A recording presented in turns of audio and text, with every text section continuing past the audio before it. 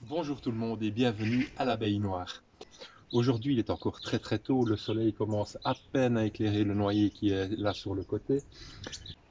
Nous sommes encore en train de récolter du miel. Cette année c'est vraiment une année à miel. Alors quand on dit année à miel, généralement on dit aussi que c'est une mauvaise année pour l'élevage. Ça semble se confirmer. Parce que c'est pas tout de faire des cellules et de les introduire, il faut encore avoir de bonnes fécondations. Alors en plus des récoltes du miel, j'ai dû faire aussi atelier bricolage. Ça va mon grand? Ah, c'est la belle balle. Allez, hop là! Alors nous allons directement côté atelier fabriquer un sou de cire avec un vieux transfo. C'est tout de suite après le générique.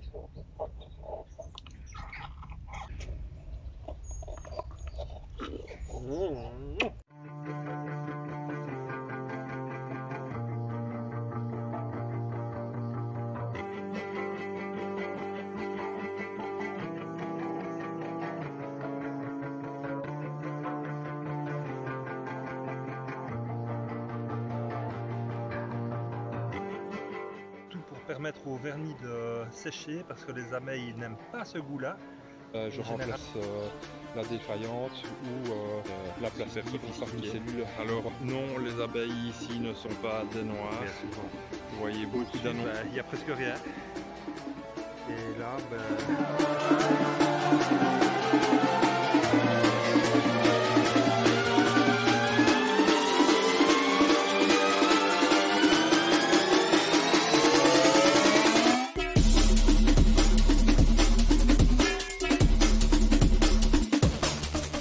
Certains disent que l'abeille noire est agressive, mais en fait je peux vous prouver que non, c'est pas du tout agressif.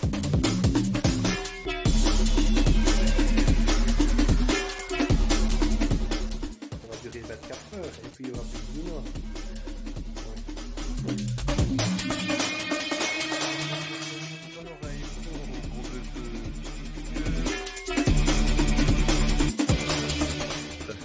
Nous sommes le 23 février et il semblerait que la tempête a ramené du pollen.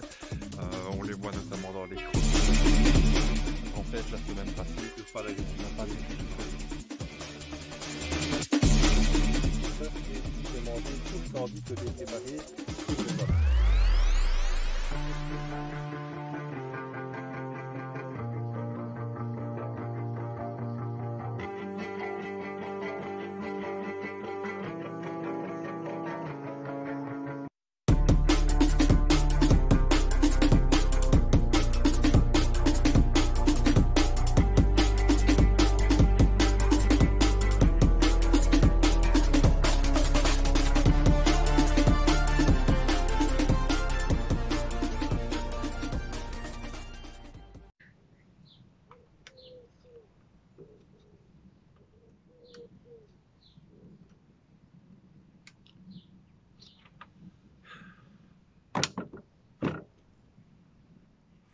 Qu'est-ce que ça peut être compliqué quand parfois vous essayez de faire quelque chose avec du matériel qui malheureusement ne vaut pas du tout le prix qui en est demandé et qui ne fonctionne plus, tout simplement. En une demi-heure de temps, j'ai réussi à fixer une cire gaufrée sur un cadre. Là, j'ai toute une série de cadres à faire. C'est pas les seuls d'ailleurs. Ça va devenir dingue. Bon, ben, si on n'est pas content du matériel qu'on vend exprès pour l'apiculture, il va falloir le fabriquer soi-même. Il me reste un transfo de vieil ordinateur qui se trouve dans une armoire. Je vais le transformer. On va en faire un vrai transfo plutôt que ça. Voilà, j'ai réuni le matériel. J'ai des anciens câblages qui viennent de Voltmètre qui a disparu depuis longtemps. J'ai un transfo d'ordinateur. Quand je regarde sur l'arrière, il est indiqué 19 volts et demi et 4,62 ampères.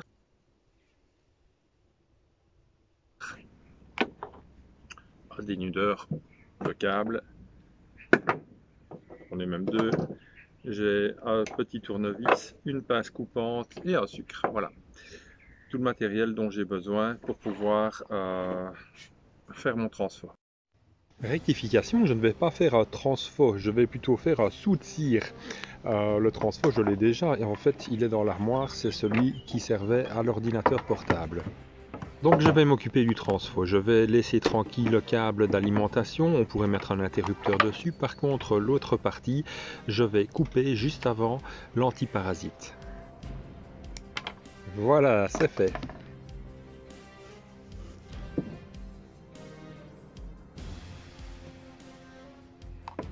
À présent, je vais dénuder l'extrémité du câble. Cependant, je dois adapter l'embout de la pince car je n'arrive pas à couper pour l'instant.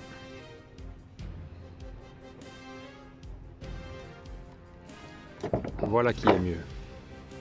Alors, nous aurions pu avoir des câbles côte à côte. Ici, ce sont des câbles qui encerclent les autres. Donc, ils sont trois pris l'un dans l'autre. Je sépare les brins du premier et je les torsade.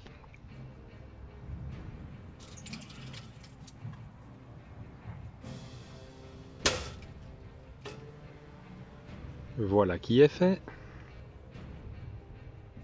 À présent, je vais dénuder le suivant.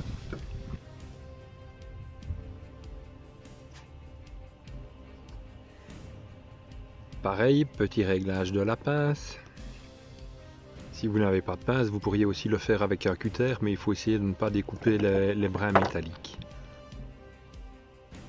Je sépare ici les brins du second câble pour libérer le troisième dont je n'aurai pas besoin et que je pourrais couper. Donc je torsade ici les brins du second câble.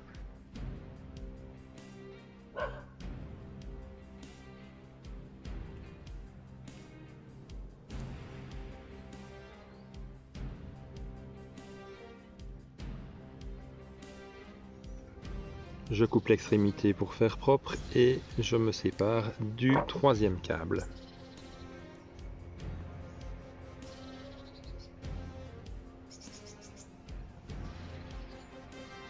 Je me retrouve donc avec deux câbles. Maintenant, par sécurité, je vais mettre de la toile isolante autour du brin qui est complètement dénudé pour bien l'isoler aussi de l'autre.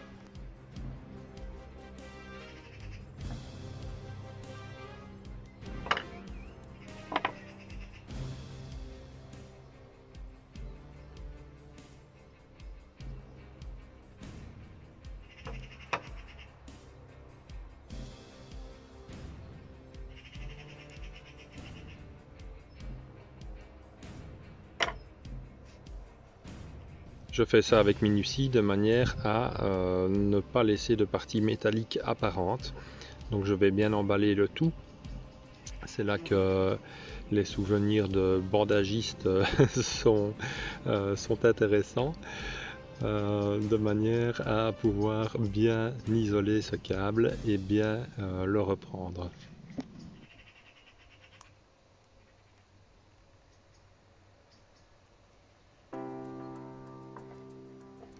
Encore une petite découpe pour passer par-dessus.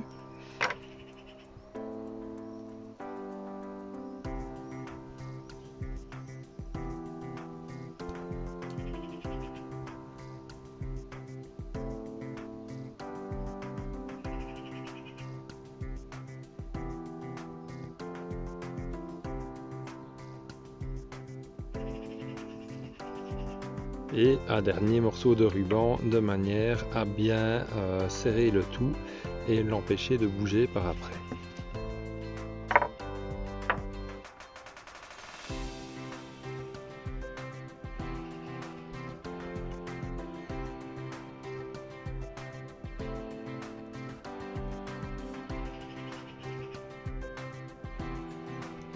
Et voilà qui est fait. Je vais à présent préparer le câblage de l'ancien voltmètre. Je retire les fiches dont je n'ai plus besoin.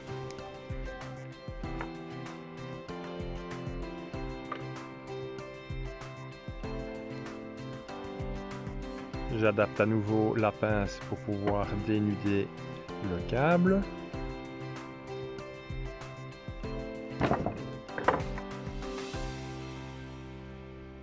Je torsade les fils, on pourrait aussi les étamer de manière à bien finir les choses. Je répète l'opération avec le deuxième câble.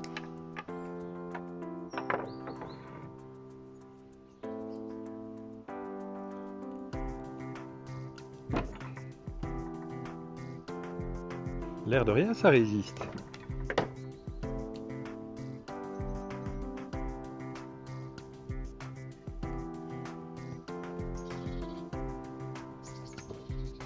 J'ai pris des anciens raccords de lustre à double, qu'on appelle des sucres, et je place chaque câble dedans. Je serre avec la vis pour bien les maintenir.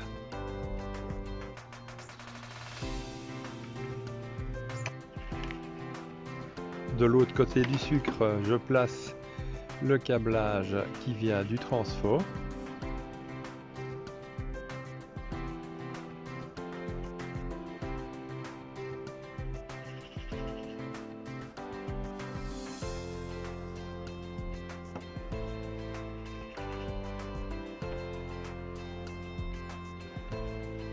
À l'aide du tournevis, je serre les deux vis pour maintenir les deux câbles en place et voilà, le raccord est fait.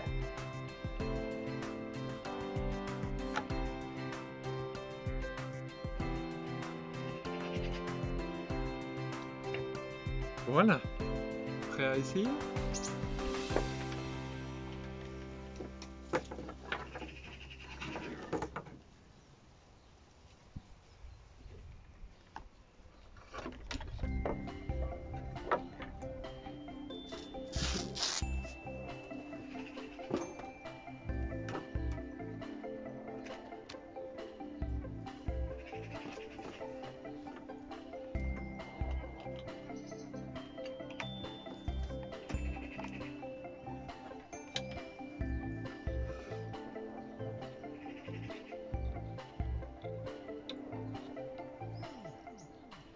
C'est le moment décisif pour savoir si ça fonctionne. Quelle attente, quel suspense!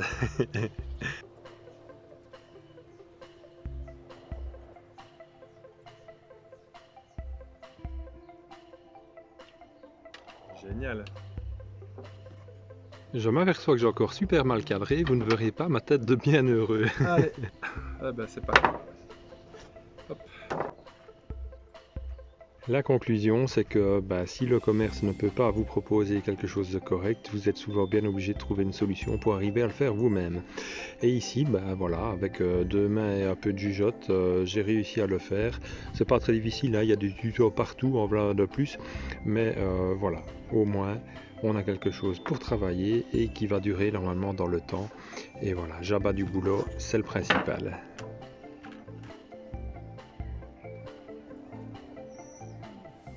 Là où je suis particulièrement content en fait, c'est que dans ce cas-ci, la cire fond beaucoup plus rapidement qu'avant quand j'utilisais les soudes cire du commerce. Et donc ici, quand on a une grosse quantité à faire, ça avance beaucoup plus vite. Et ça, c'est vraiment très chouette. Et puis en plus, ça ne m'a rien coûté, juste du matériel de récup. Et là, j'économise à peu près, ça doit être 50 à 60 € si je devais racheter un nouveau. Pensez-y, si le vôtre un jour tombe en panne, en faire un, c'est très facile.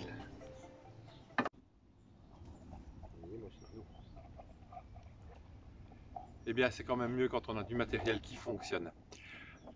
Alors à présent, nous allons côté mielerie. Nous avons encore récolté du miel. Je vous emmène voir.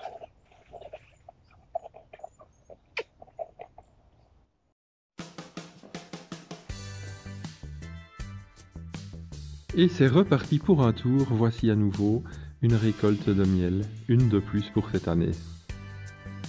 Nous pouvons dire que nous sommes gâtés, c'est vraiment une année à miel, aussi bien pour faire le miel en pot que pour les sections.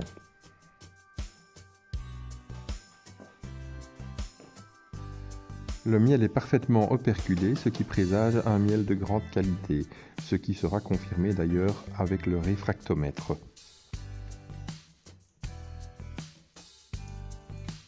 Habituellement, ce sont les ruches foirées qui me servent de ruches de production.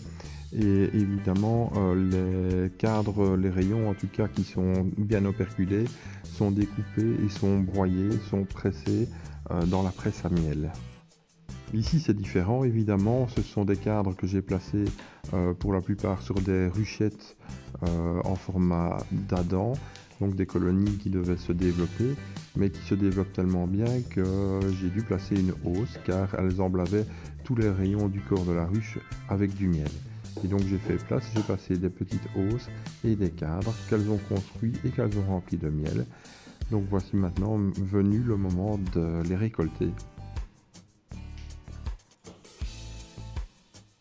N'ayant pas de matériel pour pouvoir faire une extraction classique avec un extracteur, eh bien j'ai emprunté un extracteur à 9 cadres, un extracteur radiaire, c'est-à-dire qu'on place les cadres un petit peu comme les rayons d'une roue de vélo, donc radiaire. Et puis pour le reste, j'ai pris mon couteau à pain et une fourchette, une simple fourchette pour désoperculer.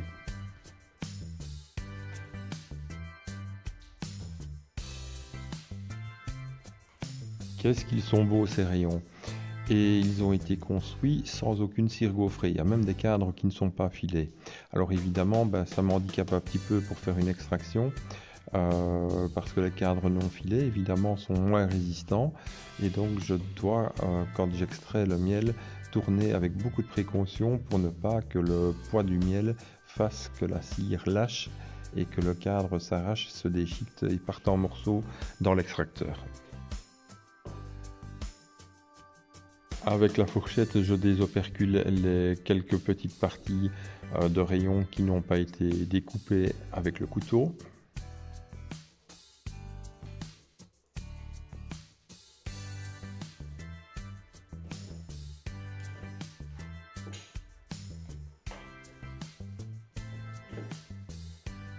Et là, je travaille sans gants, mais attention, l'évier est juste à côté et c'est vraiment quelque chose que je n'aime pas. Quand ça colle, je suis toujours en train de me laver les mains, donc ne vous inquiétez pas, il n'y a aucun souci à ce niveau-là. C'est d'ailleurs parce que je n'aime pas cet aspect collant du miel dans les ruches que je suis un éleveur de rennes plutôt qu'un producteur de miel. Donc l'extracteur va être chargé petit à petit au fur et à mesure que les cadres sont désoperculés. Et puis une fois que ce sera plein, nous pourrons commencer à extraire en commençant d'abord très lentement et en allant de plus en plus vite, de manière à extraire le miel hors des cellules.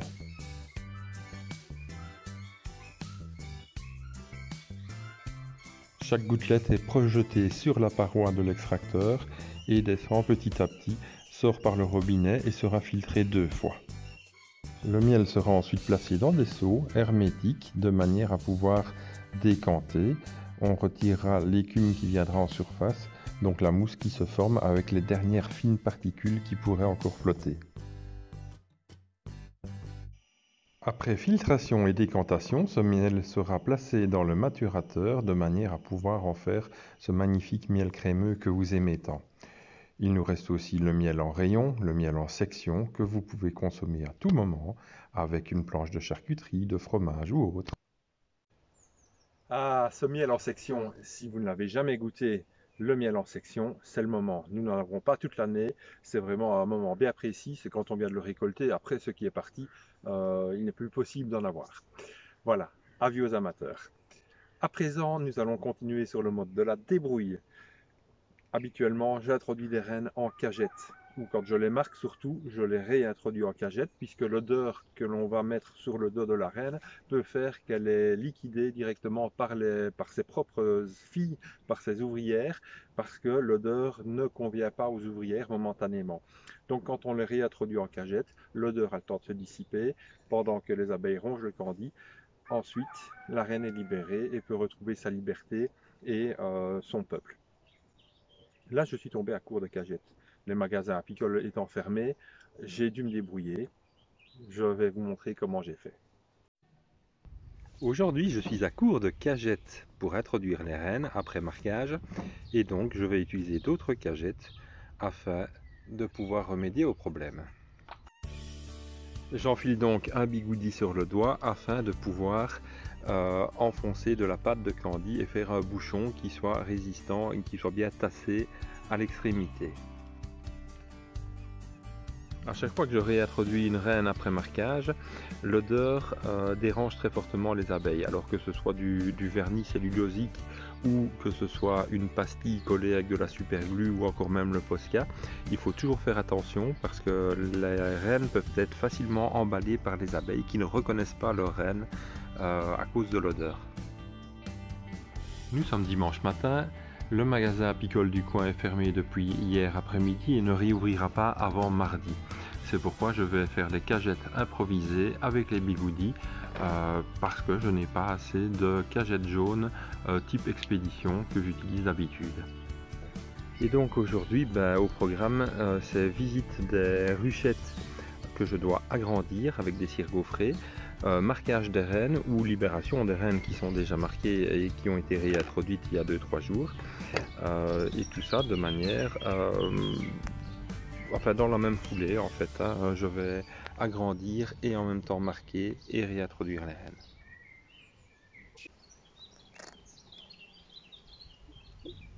Voilà, ici je suis arrivé sur le rucher et donc chaque ruche va être visitée. C'est le programme de la matinée.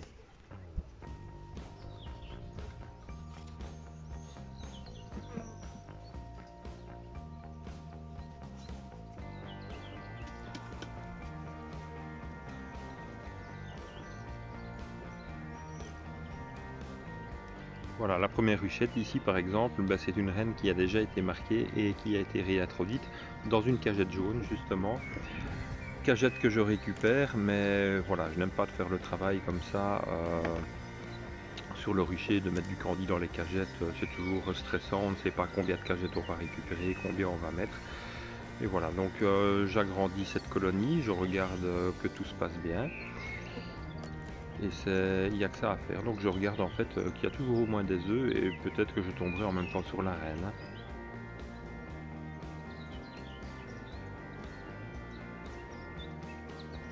Ici c'est une nouvelle cire qui a été introduite la semaine passée. Elle est déjà bien construite, mais comme elle est en rive, vu que c'était une petite colonie qui était sur 2 cadres au départ, afin que cette nouvelle cire ne soit pas directement remplie de miel et de pollen, je la redéplace et je vais la placer entre un cadre pluvieux, de manière à ce que ce soit le cadre pluvieux finalement qui soit rempli de miel et de pollen et puis qu'on puisse éliminer à un certain moment. En fait, je m'arrange toujours pour que les cadres plus anciens soient placés en rive. Quand ce sont des petits nucléus comme ça, c'est parfois difficile de placer une cire gaufrée évidemment en plein milieu du couvain. Quand il n'y a que 2 cadres, vous allez refroidir complètement les abeilles. Donc j'attends toujours que ce soit un petit peu construit avant de pouvoir l'introduire entre 2 cadres de couvain. Et voilà, ici je replace une nouvelle cire, je referme et puis je pourrai passer à la ruche suivante. À cette époque-ci de l'année, évidemment, on peut se permettre d'agrandir comme ça les nucléi une fois que les premières abeilles ont commencé à naître, les premières jeunes abeilles de la reine. On peut se permettre d'agrandir d'un cadre, d'une cire en fait par semaine. Ici par exemple, cette colonie est déjà sur 4 cadres construits. En fait, il suffit juste de déplacer la partition, je déplace un cadre aussi qui va rester en rive et puis je pourrais me permettre de placer une cire gaufrée en plein milieu.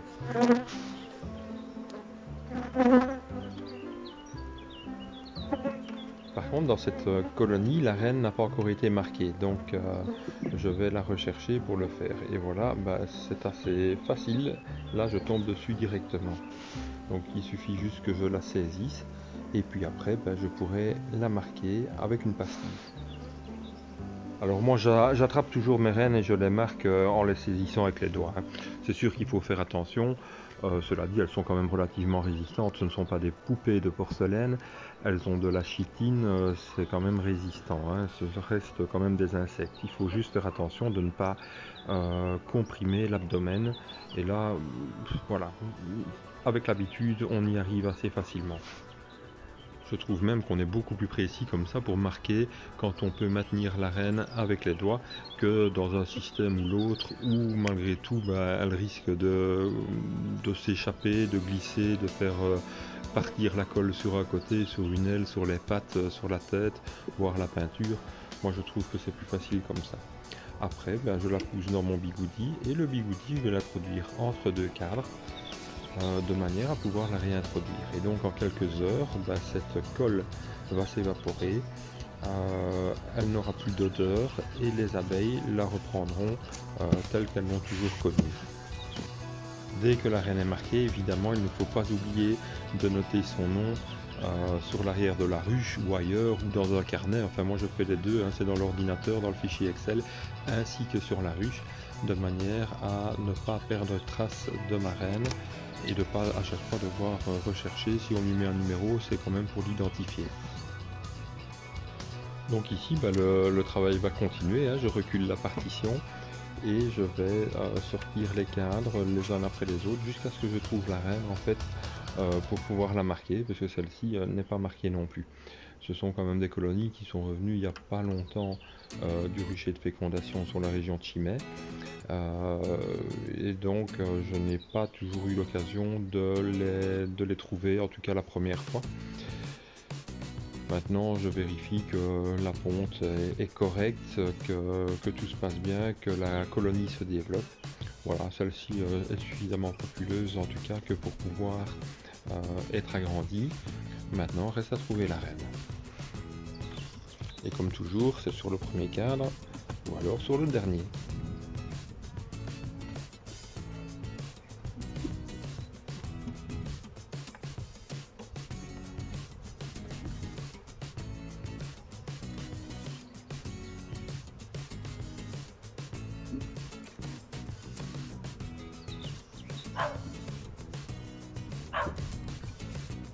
Sirius a repéré des moutons dans la prairie à côté et il aboie. Je vérifie dans les recoins, là où il y a des paquets d'abeilles, parce que parfois les reines se cachent en dessous des abeilles ouvrières. Mais là, par contre, je ne trouve pas facilement cette reine. Bon, si c'est pas cette fois-ci, ce sera la prochaine, hein, mais je vais quand même regarder le dernier cadre, on ne sait jamais.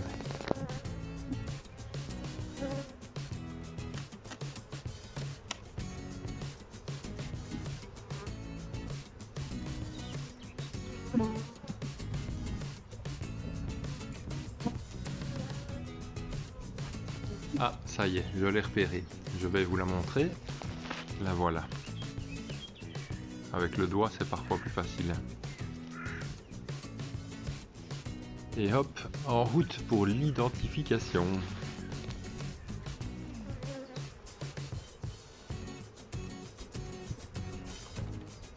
Évidemment, ça m'oblige à travailler d'une main, puisque l'autre est occupée avec la reine.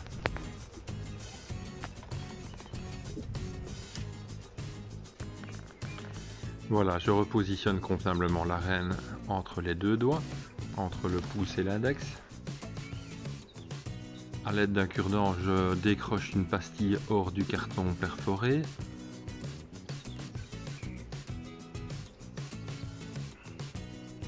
Je repositionne à nouveau la reine et avec un peu de super glue en gel, j'applique une petite goutte sur le thorax.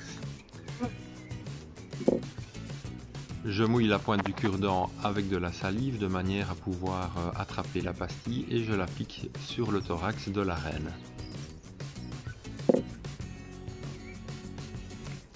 Je la glisse dans la cagette improvisée faite avec le bigoudi et du candy. J'écarte un cadre pour glisser le bigoudi entre deux cadres. Toujours où il y a du couvain, de manière à ce que la reine ne refroidisse pas. Ensuite, je n'ai plus qu'à remettre la partition et refermer.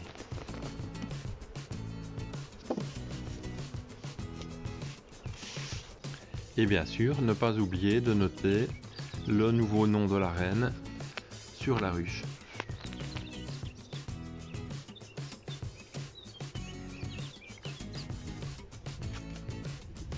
La matinée se poursuit et le travail avance. Aujourd'hui matin, il fait bon, il y a du soleil, il n'y a pas beaucoup de vent, c'est vraiment une très belle journée pour travailler dans les ruches. Et d'ailleurs, les abeilles sont toutes douces et ici, je vais ouvrir d'affilée une trentaine de ruches sans devoir mettre la voilette. Vraiment sans aucune protection, elles sont très dociles. C'est pas comme ça tous les jours, hein. Parfois elles sont quand même un peu putigneuses. Donc ici je récupère une cagette d'une reine qui avait été réintroduite quelques jours avant et elle est fort assez, celle-ci pourrait être agrandie, donc je lui glisse une cire gaufrée. Je referme tout et je peux passer à la suite.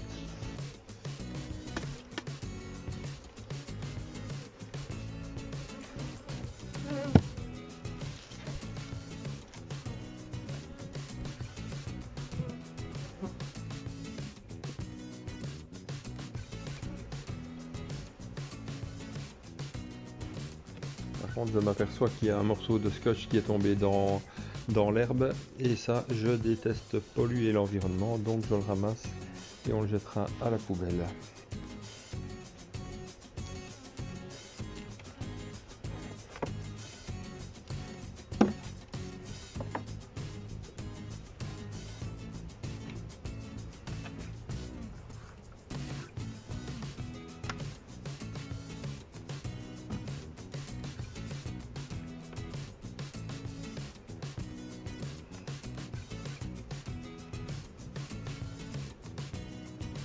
Donc ici, inspection du couvain, recherche de la reine.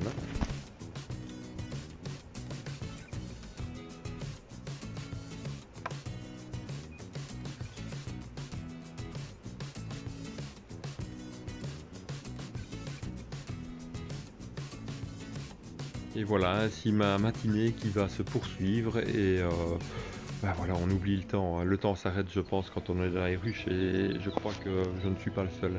Vous êtes certainement les mêmes. Une fois qu'on est au rucher, tout s'arrête et puis on se rend compte qu'il est temps d'aller dîner et qu'on a pris beaucoup trop de temps, généralement. Quoi qu'il en soit, ces ruches seront en ordre jusqu'à la semaine prochaine.